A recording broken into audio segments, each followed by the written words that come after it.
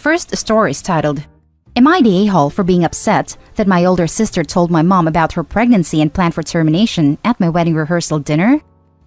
I got married last weekend and have been waiting to post this in case my feelings subsided, but I'm still pretty upset. Last Friday at my rehearsal dinner, which wasn't even really a rehearsal dinner, just my family and my in-laws getting dinner together after pre-wedding preparation, girls getting their nails done, men getting beards trimmed and haircuts, etc. My sister asked my parents to go outside with her and apparently told them she was pregnant and planned on getting an abortion.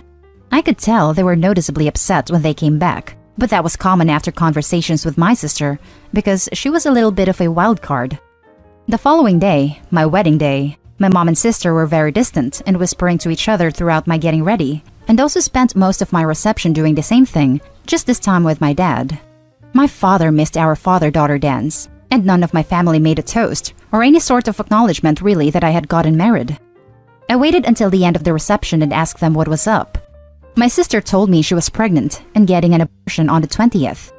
I responded negatively and got angry that she told our parents this at my wedding, and then got angry at my parents for ignoring me my whole wedding, missing our dance and not getting any photos together. I got my husband and we left, and I got calls and texts saying I was being incredibly selfish and that my sister needed their support. Am I the a-hole? Now for the top comments. Not the a-hole. She could have asked for support the day after your wedding. She sounds very selfish. Not the a-hole.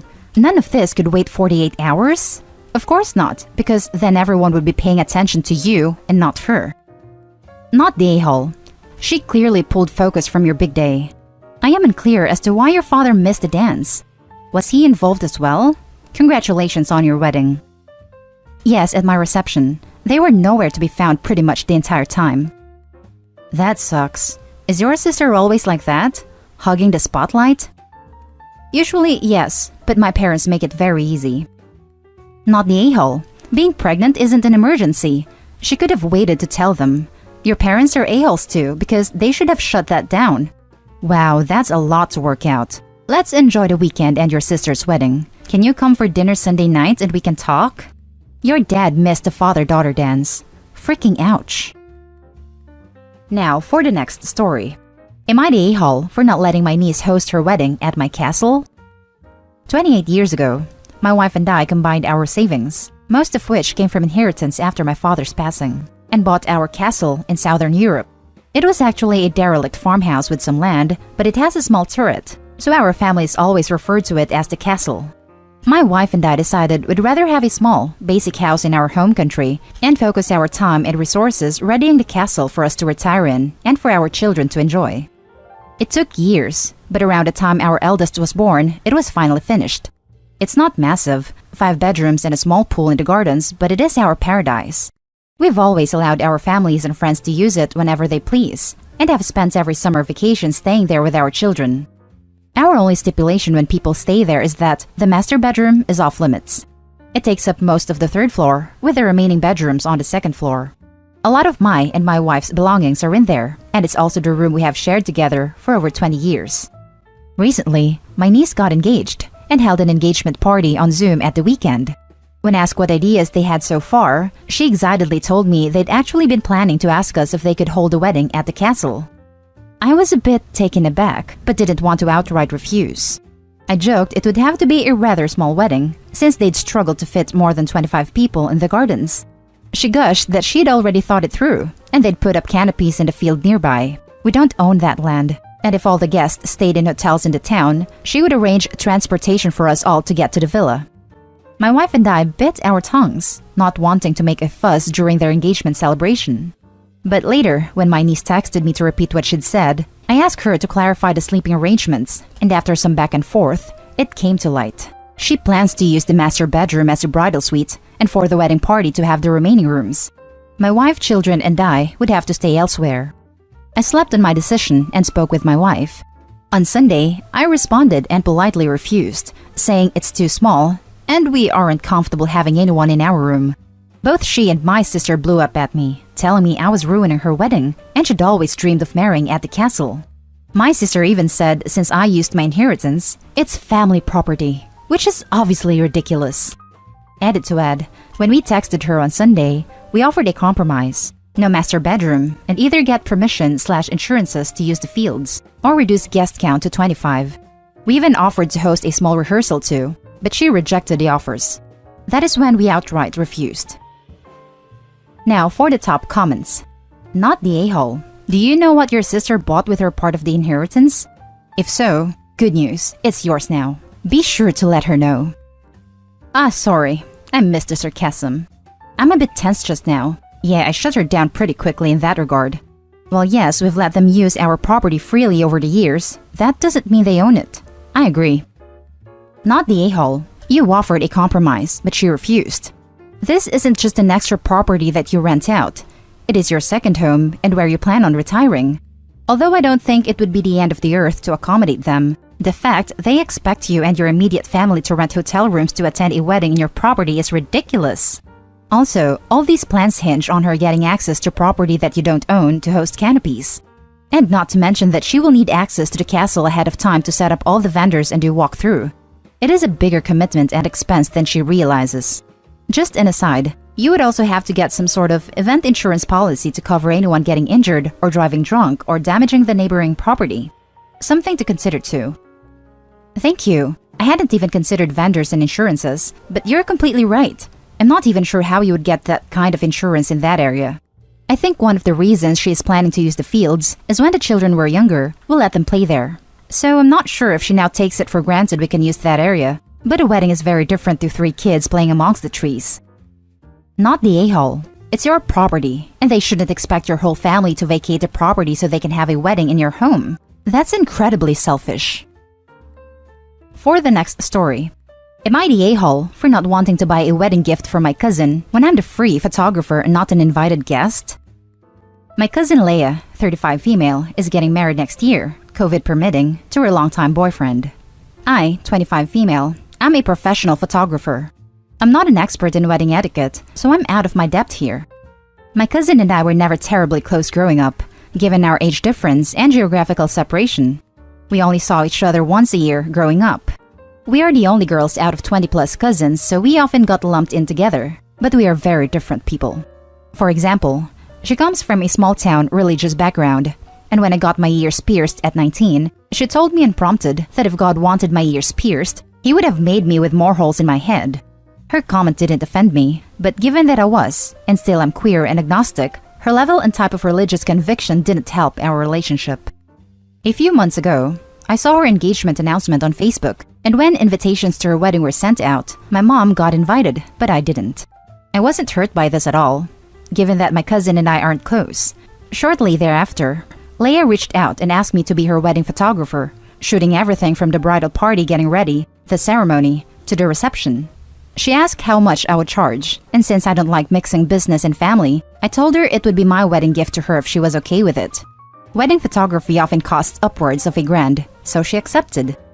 I thought this was fair because I will be on duty the whole day and therefore won't be enjoying myself as a guest like the rest of our family. It turns out everyone else was invited.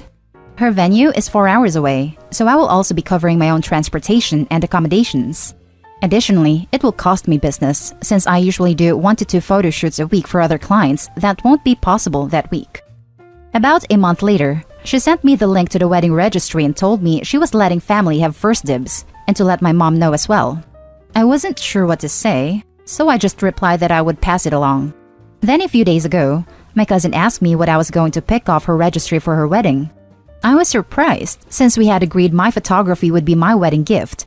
When I reminded her, she told me that she and her fiancé are really counting on people gifting from their registry for their new house, and that most items are less than $200, so I should just pick something. Before I could respond, she went on Facebook and made a semi-vague post complaining about family being selfish and greedy when she needed support. I'm at loss here. All in all, doing photography for her wedding is going to cost me a couple of grand, and I wasn't even invited. I'm attending as staff. I feel like she's devaluing my work and taking advantage of my generosity, given that we're essentially blood-related acquaintances. Am I the a-hole for insisting that my services as a photographer are my wedding gift to her? Edited to add, to be clear, I don't think I'm the a-hole, but she seems to think so, and my family and people responding to her Facebook post were agreeing with her. Now for the top comments. Not the a-hole. Is the semi-vague post on Facebook pointed enough to identify you? Because if it isn't, I would serenely ignore it because it couldn't possibly be directed at me. My gift is $2,000 of professional photography. If it is pointed enough to identify you, well, personally, I'd rescind the free photography and buy the cheapest item in the registry. Or, more likely as the judgmental a-hole I am, a cheaper version because I can't afford the expensive items cousin chose. Her Facebook post wasn't enough to identify me, so I did leave it alone. When it comes with family, I'd rather disengage than be pulled into their drama. My family is far too big to care about what each of them is saying all of the time.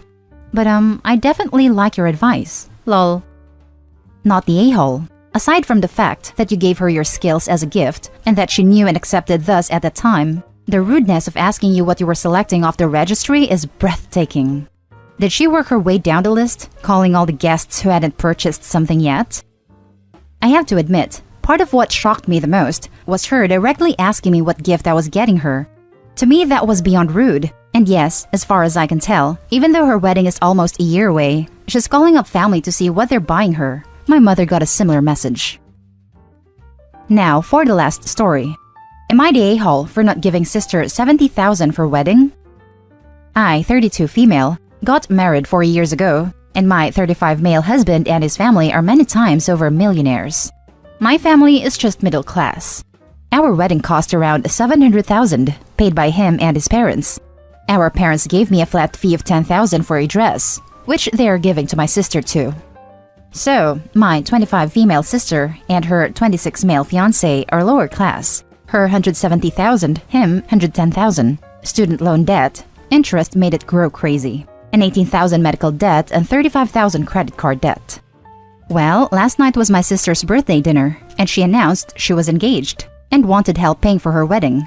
She gave me a spreadsheet of how much she was going to need for her dream wedding.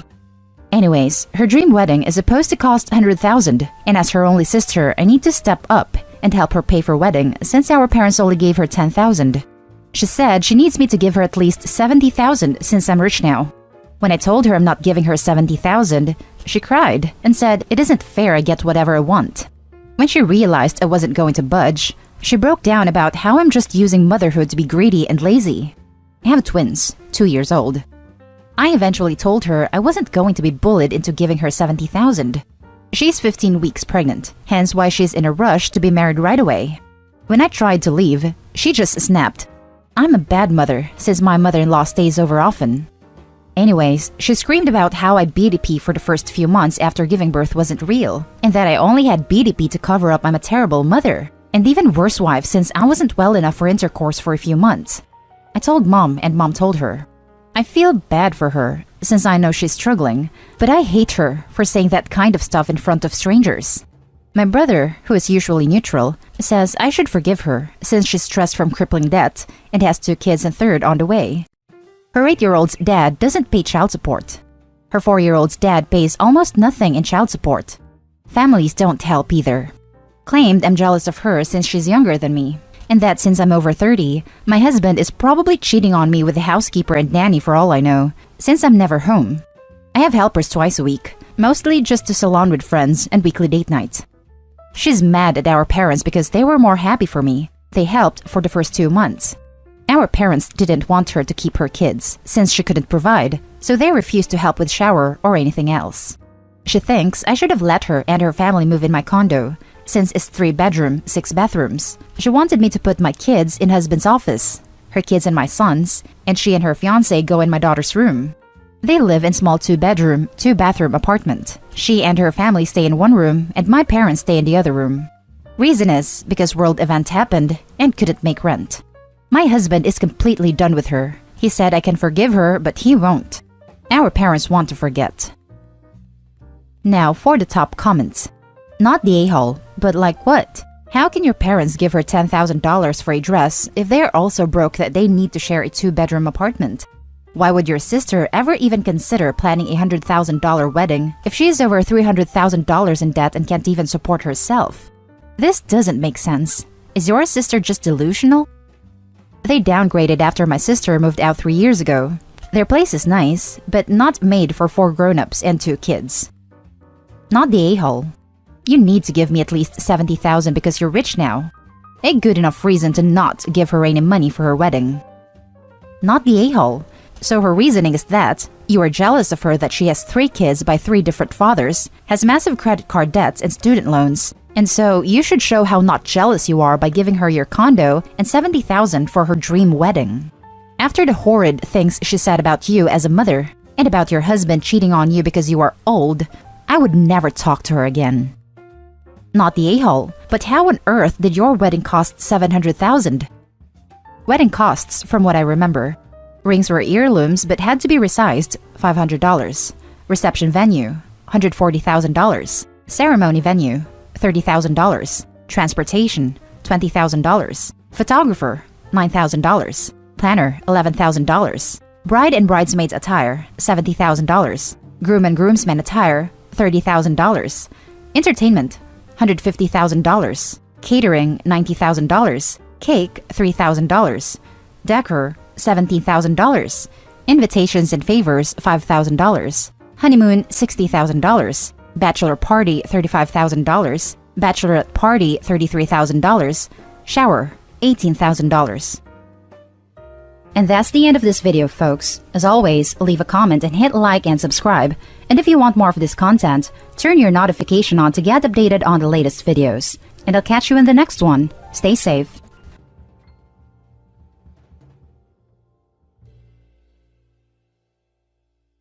First story is titled, Am I the a-hole for refusing to meet my sister on Christmas after she called CPS? I, male 37, lost my wife 10 years, and it was so devastating for me and my daughter. It's unfortunate, but life goes on no matter what happens. My family knows how much I struggle as a single dad, and my sister doesn't really get it. She had issues with my late wife in the past, but now started helping with my daughter. She redecorated my daughter's room without my consent. She'd insist I let my daughter go spend days at her house, but my daughter isn't comfortable at her home. She then started calling my daughter with another name, and I'm still trying to understand her logic behind this. I told her to stop doing those things and to be respectful and supportive, and she defended herself saying I'm lashing out of grief. I recently started teaching my daughter to do stuff on her own, like brush her hair, / clean her room, / wash her cups, / make sandwiches while I take care of bigger stuff. My sister said that what I'm doing is wrong, that I'm giving her more than she can handle. She's just a kid, and although I told her I'm teaching my daughter to be more independent, she said that I'm clearly doing this for my own benefits and avoiding responsibility. I got into a fight with her about it, told her she has zero say in this. And the next day, a CPS officer came to my house and took a tour around the house. My first thought was, maybe he got the wrong house, until he started reading the report to me saying that I'm never home, and that I make my daughter do things that aren't her responsibility, neglecting her education. By the way, she's homeschooled, and I'm not taking care of basic hygiene and whatnot.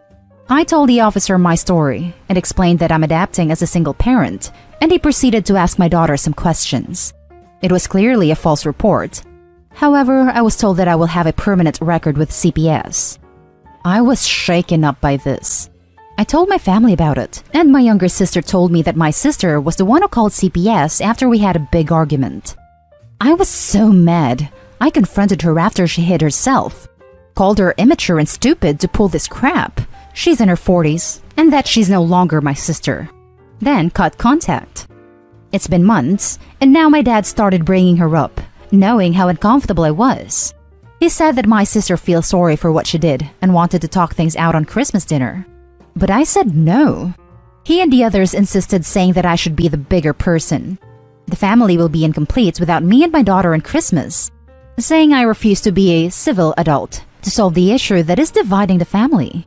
I yelled and said that my daughter and I don't have to go after what she did.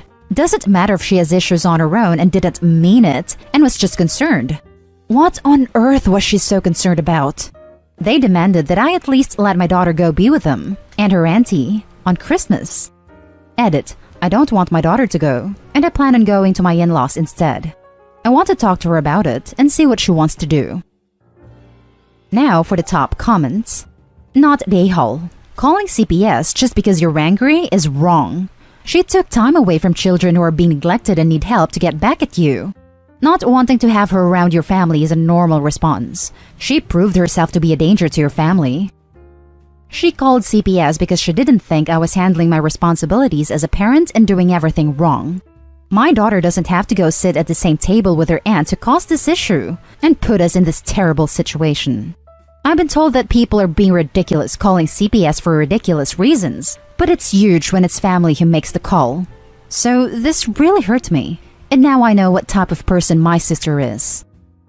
Seems like she's trying to take over being mom. This was a nuclear option.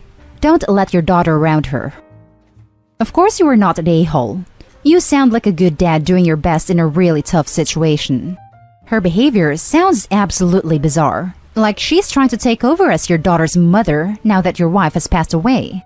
Calling her by another name and then calling CPS when that didn't work. Was she hoping to get custody? How old is your daughter? She's 8, and she has absolutely no problem taking part of chores, but I keep it simple and also make sure she focuses on studying. I even have a schedule for her as a way to remember doing things on time, and also to make sure everything is organized. She helped me make the schedule, so that was fun activity for both of us. Not an a-hole. She literally tried to rip your child away from you to be petty. That's not an oops situation.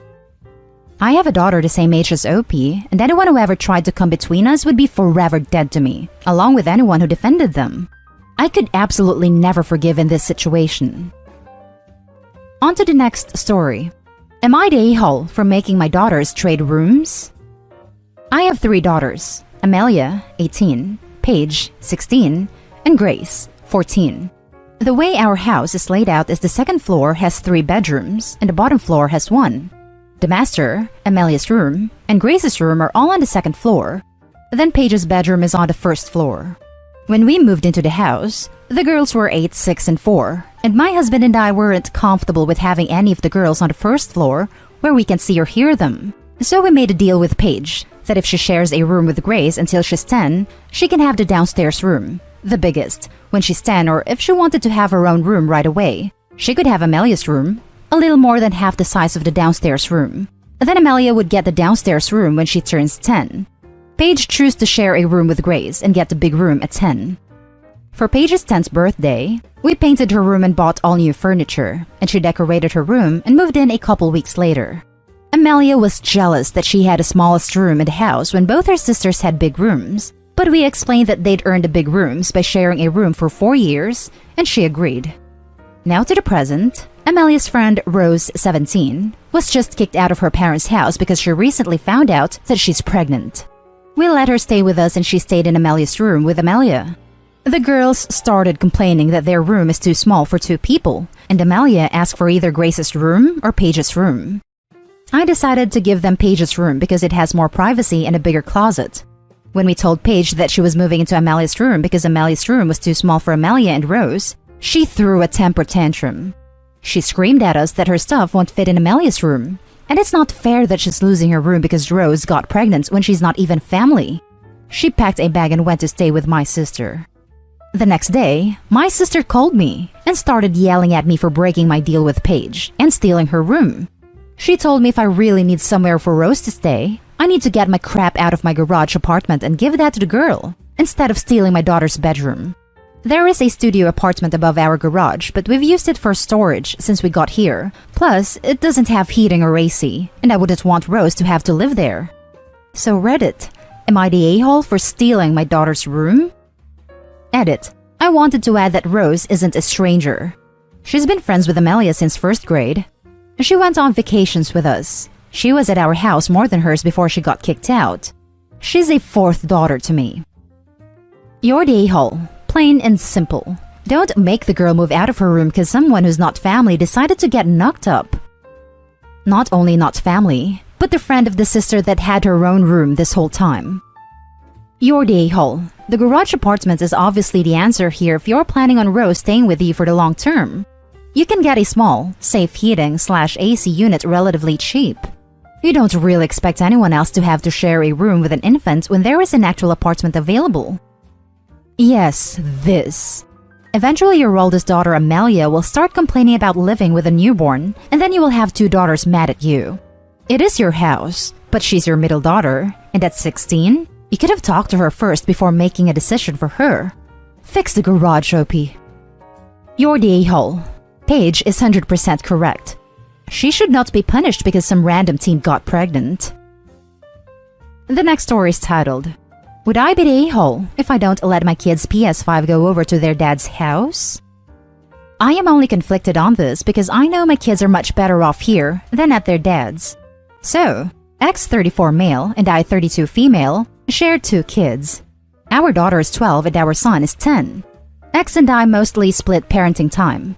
Technically, I get them more because he works out of town every Thursday and Friday, and he can take them for parenting time then, or most weekends because he stays 3 to 4 days most of the time. So X and I don't really co-parent. We parallel parent, which means we each have our own rules and we don't really come together. It has been this way since the divorce. He's remarried and has 3 step-kids, 13, 11, and 10, and a 2-year-old with his wife. His wife isn't actually bad, and I can talk to her easier at times. But my issue with her has always been she expects me to get her kids stuff too, and I think it's a little much. On to the issue. I bought my kids a PS5 for Christmas. It's actually going to be our console since I game too, but it'll be mostly theirs. X knows I have it here for them because he was trying to get one the day I got it. He then says that I should let the kids bring it to their house so it can be shared with his step-kids who desperately want one too. I told him no, because I was buying it for my kids and me, and not for his family. He said I already got them Animal Crossing Switches this year, and that now they're getting a PS5, and it's so much more than they could afford or get for the other kids in their home. I told him I have no obligation to get his household gifts. His wife then says that she knows I got it for my kids, but it would really make her kids Christmas too if they could play with it sometimes. I don't think I need to do it, but maybe I'm being unfair? It just feels like the expectation will then be on me to keep getting stuff for both households and their family, when I'm a single mom and they're a 2-parent family, which seems really unfair. Am I the a-hole? Now for the top comments. Not the a-hole. You don't owe their kids or their family anything. You bought the console for you to use as well as your kids. If they want their kids to have a PS5, they should get them a PS5. I know they can be hard to get right now, but it's really not your problem. If your kids took it to their house and it broke, who would be getting a new one?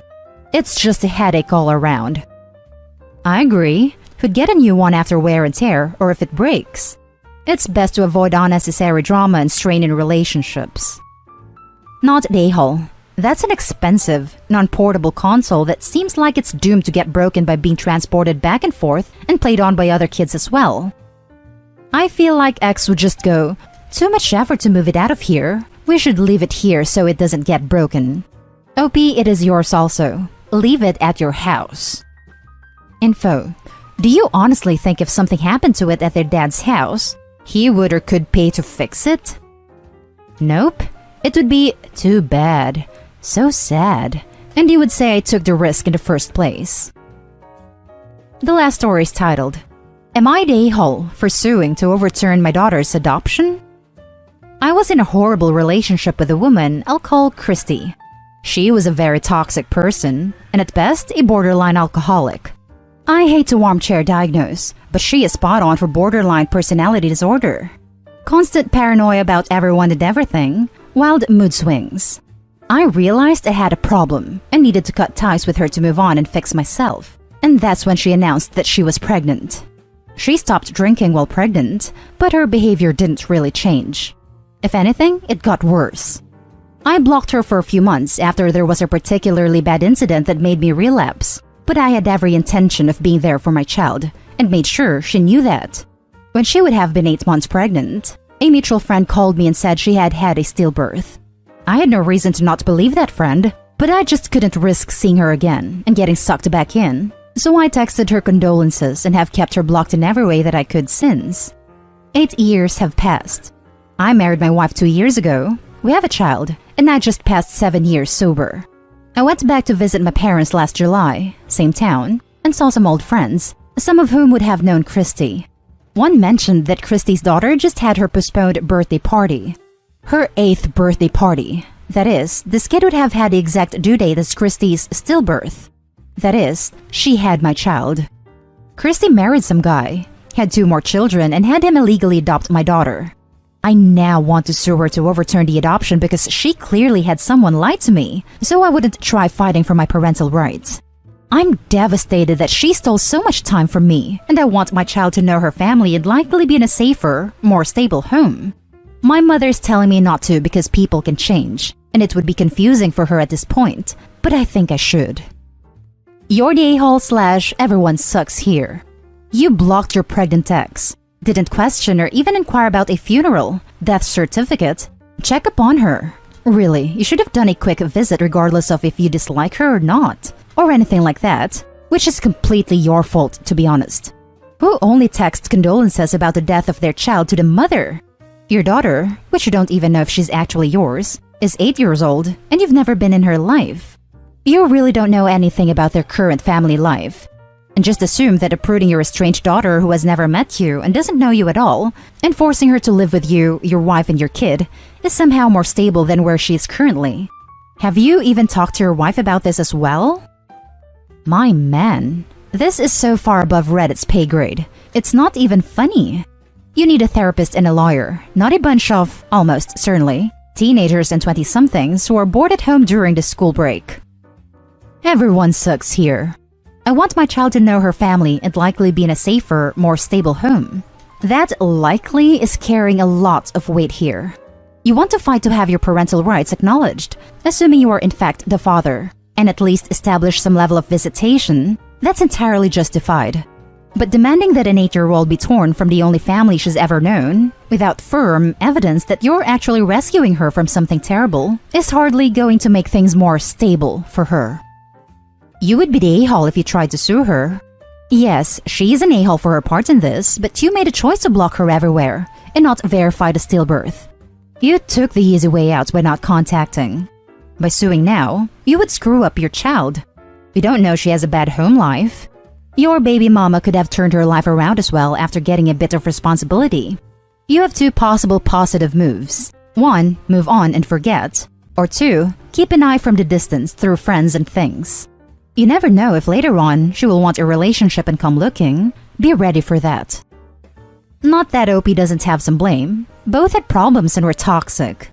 He recognized that, and even though he wanted distance from her, he said he'd be there for the child. Who could ever think that someone would fake the death of a child, be it miscarriage or stillbirth? And the idea of expecting a funeral or death certificate probably never even occurred. And that's the end of this video, folks. As always, leave a comment and hit like and subscribe. And if you want more of this content, turn your notification on to get updated on the latest videos. And I'll catch you with the next one. Stay safe.